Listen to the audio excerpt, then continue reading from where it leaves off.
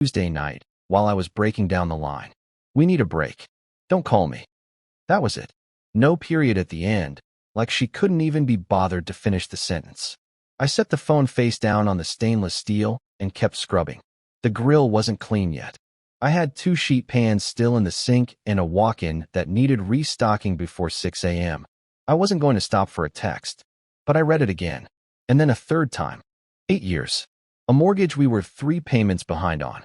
2 dogs she picked out, and I fed every morning. 8 years, and she sent it between the salad course and dessert like she was punching out early. I thought about calling. I thought about it for maybe 30 seconds. Then I opened my email instead. There was a message sitting in my drafts folder, one I'd written and almost sent 4 times since October. A contract offer from Callaway Group. New location opening across town. Head chef. Real budget. My name on the menu. I'd held off because of her. Because she always said we were this close to something better at Ember. Because she said, just wait. I stopped waiting. I hit send at 9:53. Then I picked up my phone, went back to her message, and typed 6 words. Already ahead of you. Goodbye. I finished the grill, locked up, drove home in the quiet. At 10:22, her name lit up my screen. Wait, what do you mean? Not even a question mark. Just panic dressed up like confusion. I put the phone in the glove compartment and went inside. I should back up. 6 months before that text, Ember was the kind of place you had to book 2 weeks out on a Friday. 38 seats. Open kitchen. My food, my menu, my sourcing relationships with 3 farms outside the city. I built that kitchen from nothing. Used equipment, a walk-in that leaked, a prep cook who didn't speak enough English for me to argue with, and worked twice as hard as anyone I'd ever hired. Diane managed the front. That was the arrangement. I cooked, she ran the floor, and somewhere in the middle of that we also had a marriage. It worked. For a while it actually worked. But I noticed things. Small things at first. She started staying late on nights when the floor was slow. Said it was paperwork. Said the books were behind. I believed her because I wanted to believe her, and because I was usually too tired to ask twice. Then Marcus Holt started coming in. First it was once a month. Then every other week. Then practically every Thursday.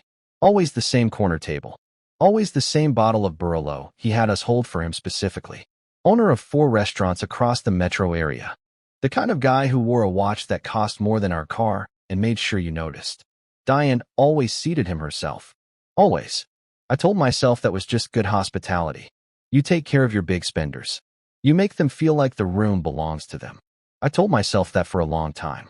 But there was one Thursday in August when I came out of the kitchen to check a table complaint, and I saw her laughing at something he said.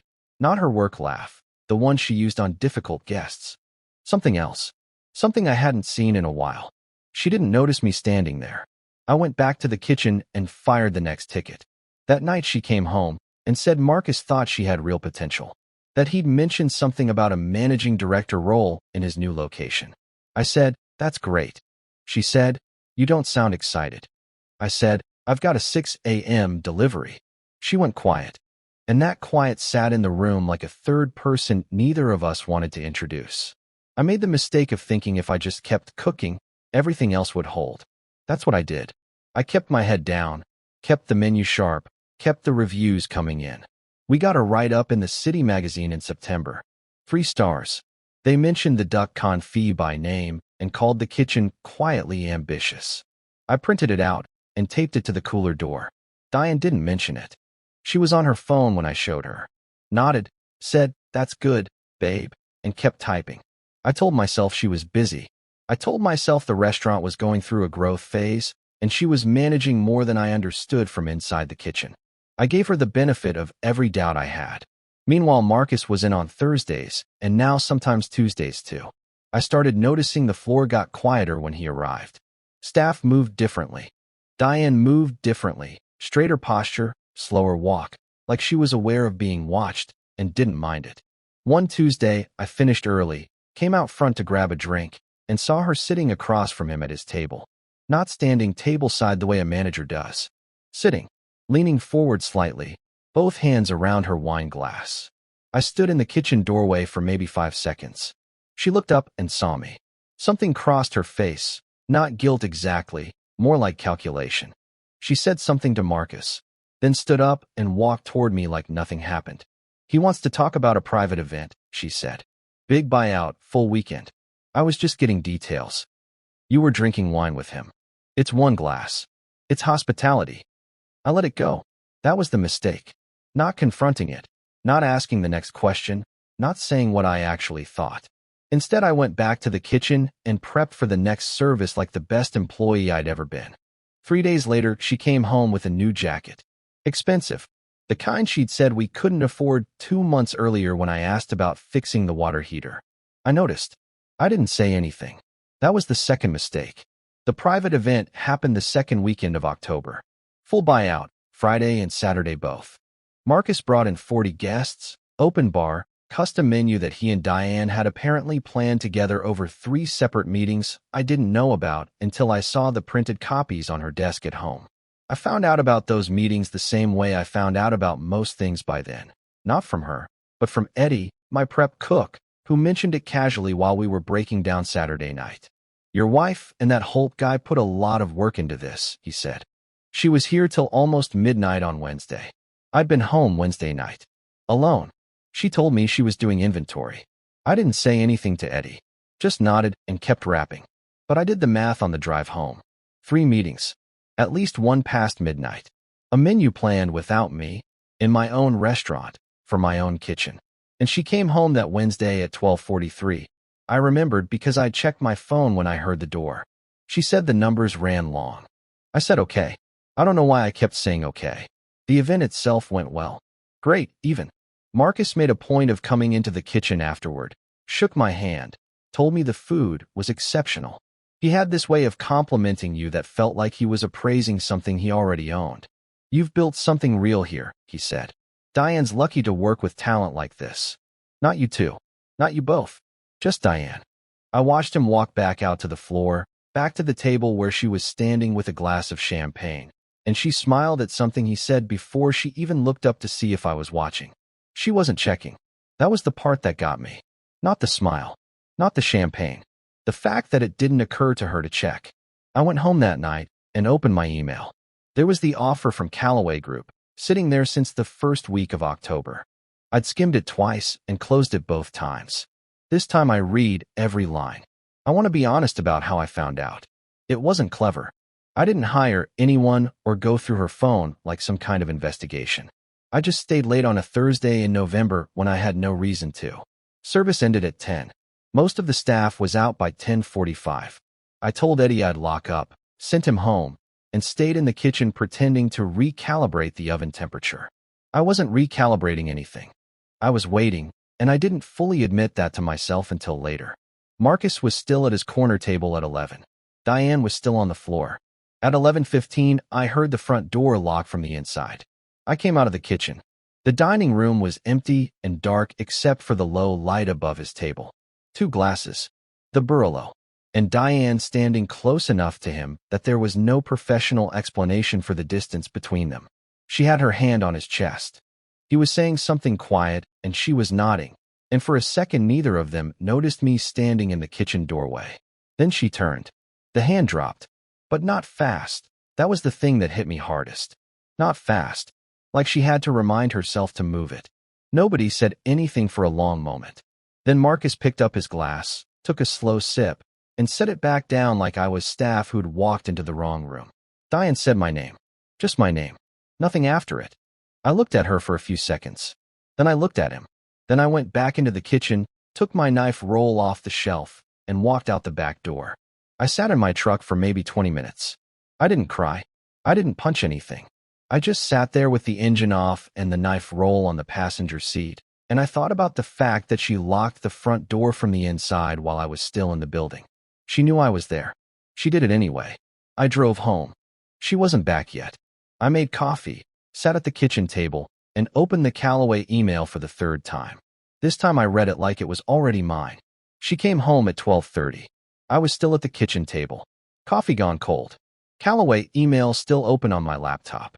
She walked in, saw me sitting there, and stopped in the doorway between the hall and the kitchen. She had her coat on and her keys still in her hand, like she hadn't decided yet whether she was staying. We should talk, she said. Okay. She sat down across from me. Didn't take her coat off. She said it wasn't what it looked like. Said Marcus was going through something difficult with his own marriage, and she'd been a sounding board. Said it had gotten complicated, but it wasn't serious, and she was going to handle it. I listened to the whole thing without interrupting. When she finished, I asked one question. How long? She looked at the table. A few months. I nodded. Closed the laptop. Here's where I made the mistake. I didn't tell her about Callaway. I didn't show her the email. I didn't say I was leaving or that I'd already made up my mind.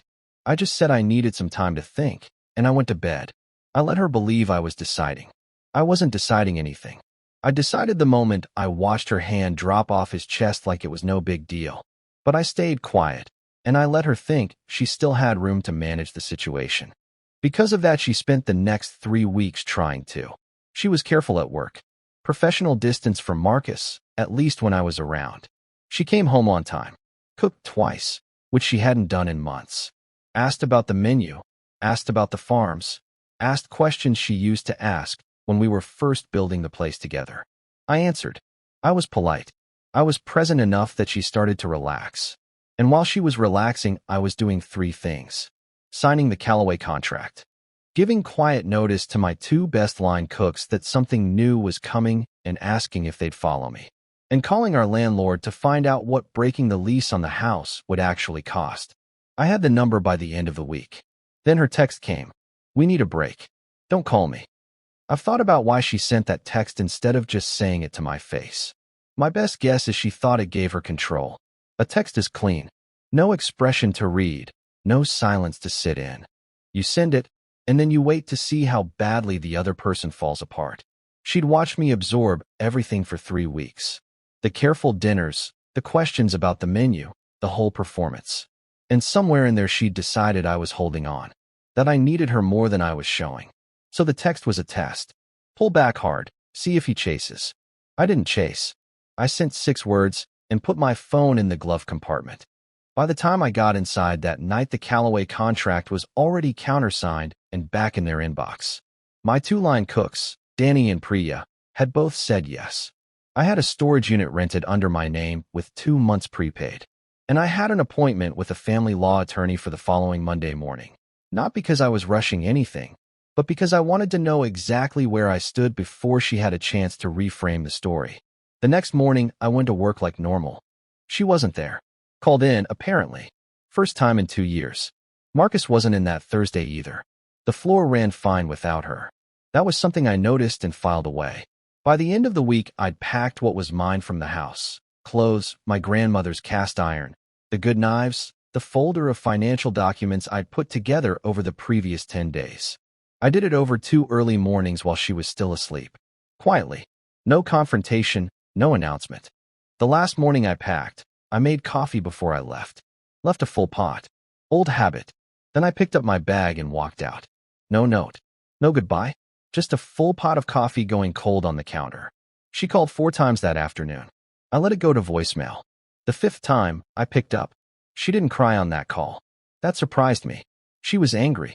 Controlled angry. The kind she got when she felt like something was being done to her rather than by her. She said I was being dramatic. Said I was punishing her for something that was already over. Said we had a life together, and I was throwing it away over a mistake she'd already admitted to. I let her finish. Then I told her I'd signed with Callaway Group. That Danny and Priya were coming with me. That I had an attorney appointment Monday, and she should probably get one too. Silence. Not a long silence. Maybe 4 seconds. But I'd known her for 11 years, and I knew what that silence meant. It meant she was recalculating. Running numbers on a situation she thought she'd already figured out. You planned this, she said. I had options, I said. I took them. She hung up. I didn't hear from her again for 9 days. During those 9 days, I moved into a furnished 1-bedroom near the Callaway location. Paid first and last. Slept on a mattress that wasn't mine. Ate at the restaurant counter most nights while we were still in build-out mode, tasting things, adjusting things, making the kitchen mine the same way I'd done it before. It felt familiar. The good kind of familiar. Meanwhile, I heard things through Eddie, who was still at Ember and had apparently decided that loyalty ran in my direction. Marcus had pulled back. Not dramatically, no blow-up, no scene. He just started coming in less. The Thursday reservations stopped. The Burlow he kept on hold went unclaimed for 2 weeks until someone else ordered it.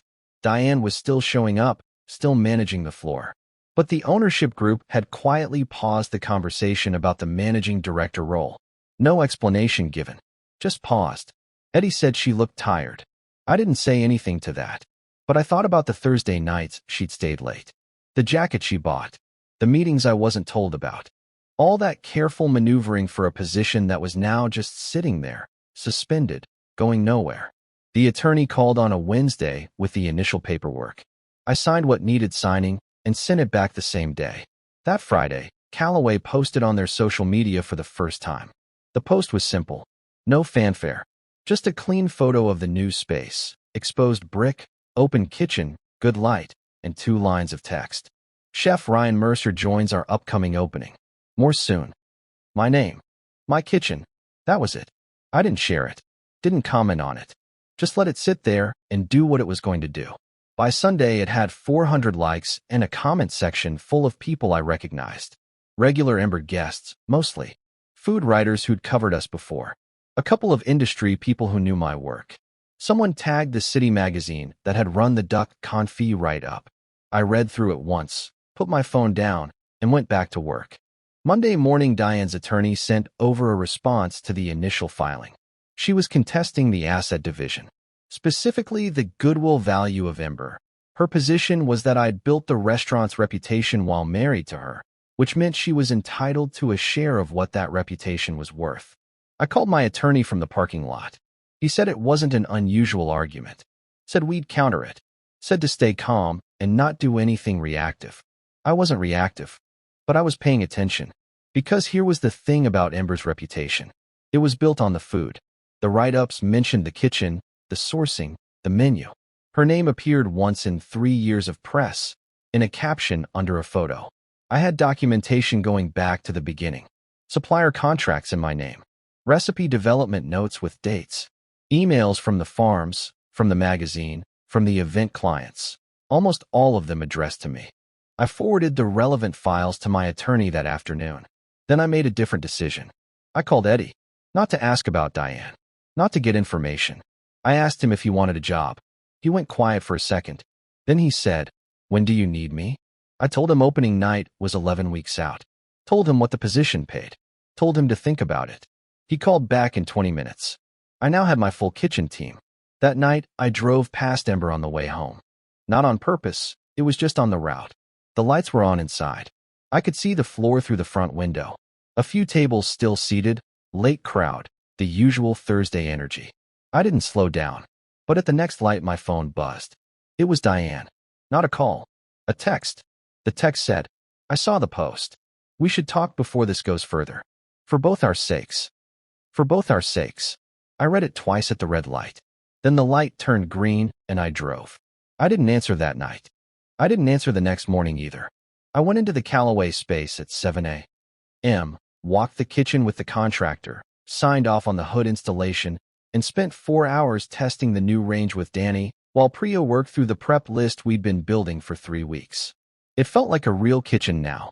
It smelled like one. I answered Diane's text that evening. One line. "Have your attorney call mine." She didn't respond to that. Instead, she called 20 minutes later. I picked up this time because I was done letting things sit unanswered. That part of my life was over. She said she wasn't calling about the divorce. She said something had come up at Ember that I needed to know about. Her voice had a different quality than I'd heard in a while. Not the controlled anger from before. Something quieter than that. She said the ownership group had brought in an outside consultant to evaluate the restaurant's performance over the past quarter. She said the numbers were down. Significantly. She said 3 of the regular Thursday tables had already moved their standing reservations to a new place across town. She paused. "They're asking about you," she said. "The ownership group. They want to know if there's any possibility you'd come back." I let that sit in the air for a moment. 8 months ago, I would have felt something about that. Relief, maybe. Or at least the satisfaction of being wanted. But standing in the parking lot of my own upcoming restaurant with contractor dust still on my jacket, I felt nothing that resembled relief. "Tell them no," I said.